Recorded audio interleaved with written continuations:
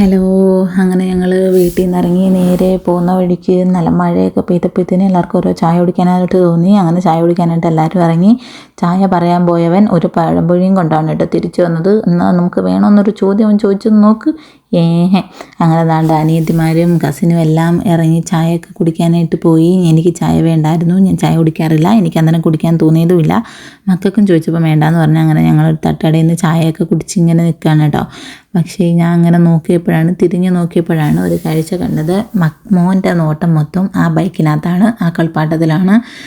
അങ്ങനെ പിന്നെ ആ കുമിളയൊക്കെ കളിക്കുകയാണ് കേട്ടോ റോഡിൽ വെച്ച്. ആ ബൈക്കിലാണ് ഫുൾ നോട്ടവും മോൻ്റെത്. അങ്ങനെ അവിടുന്ന് ഞങ്ങൾ ചായയൊക്കെ കുടിച്ച് അങ്ങനെ പോകുന്ന വഴിക്കാണ് പറഞ്ഞത് ഫോട്ടോഷൂട്ട് കഴിഞ്ഞ് സ്ഥലം കാണിച്ചു തരാമെന്ന്. മോൻ്റെ ബർത്ത്ഡേയുടെ നല്ല അടിപൊളി ഫയലാണ് കേട്ടോ. എനിക്ക് ഒത്തിരി ഇഷ്ടപ്പെട്ടു. എനിക്ക് അവിടുന്ന് വരാനേ തോന്നിയില്ല. കൊല്ലത്ത് എത്രയോ നല്ല സ്ഥലങ്ങളുണ്ട്. ഇതൊക്കെ നമ്മൾ കാണാൻ എന്താണ് താമസിക്കുന്നത്? നമ്മളല്ല, ഞാൻ. എന്തുകൊണ്ടാണ് ഞാൻ കാണാൻ താമസിക്കുന്നതെന്ന് എനിക്കറിയത്തില്ല.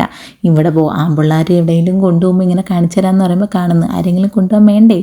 വണ്ടി കണ്ടെന്ന് പറഞ്ഞിട്ട് കാര്യമുണ്ടോ? അത് ഓടിക്കാനും കൂടെ അറിയണം. എപ്പോഴും പറയുന്ന പോലെ തന്നെ. അങ്ങനെ കുറേ പേരവിടെ മീൻ പിടിക്കുകയൊക്കെ ചെയ്യുന്നുണ്ട് കേട്ടോ. അപ്പുറവും ഇപ്പുറമൊക്കെ നിന്ന് ഇറങ്ങി വീഡിയോ എടുക്കണമെന്നുണ്ട്. പക്ഷെ മഴ പെയ്യുന്നത് കൊണ്ട് കുഞ്ഞുങ്ങളും കൂടെ ഇറങ്ങും. കുഞ്ഞുങ്ങൾക്ക് ചെറിയൊരു പനിയുടെ ഇതുണ്ടായത് കൊണ്ട് തന്നെ ഞങ്ങൾ ഇറങ്ങിയില്ല. പിന്നെ കുറേ ഫാമിലീസ് ഉണ്ട് കേട്ടോ അവിടെ. പിന്നെ ഇതിൻ്റെ എല്ലാം നടുക്കൊരു തട്ടുകട, ഒരേ ഒരു കടയുള്ളൂ കേട്ടോ.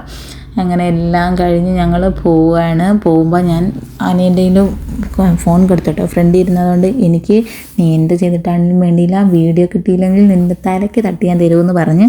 അങ്ങനെ അതുകൊണ്ട് ഞാൻ ഫോൺ കൈ കൊടുത്തപ്പോൾ തന്നെ അവൻ വീഡിയോ ഓണാക്കി വെച്ചുകൊണ്ട് തന്നെ ഇരുന്നു കേട്ടോ. അങ്ങനെ ഞങ്ങൾ പോകുന്ന വഴിക്ക് റെയിൽവേ കട്ടിങ്ങിൽ കുറച്ച് നേരം കിടന്നിട്ട് കുറച്ചധികം നേരം. അന്നേരം ഞങ്ങൾക്ക് കടയിൽ ലേസ് കണ്ടപ്പോൾ ലേസ് കഴിക്കാനായിട്ട് തോന്നി. അങ്ങനെ അവൻ ലേസ് മേടിച്ചിട്ട് ചുമ്മാ തമാശയ്ക്ക് വേണ്ടിയിട്ട് ഇങ്ങനെ പറഞ്ഞുകൊണ്ട് ഇരുന്നാട്ടോ, ലേസ് പത്തേന്ന്. പക്ഷെ അന്നേരം എനിക്ക് വീഡിയോ എടുക്കാനായിട്ട് തോന്നിയില്ല കേട്ടോ. വീഡിയോ എടുക്കാൻ വലിയ നഷ്ടമായിപ്പോയി. ബാക്കിലുള്ള കാറുകാരൊക്കെ പറഞ്ഞു ഒരു ലേസിങ് കൊണ്ടുപോകാമെന്നൊക്കെ. അങ്ങനെ അതൊക്കെ കഴിഞ്ഞ് ഞങ്ങൾ നേരെ ദാണ്ടേ സ്പോട്ടിലെത്തിയിരിക്കുകയാണ്. ഇതാണ് ഞാൻ പറഞ്ഞ സ്പോട്ട്.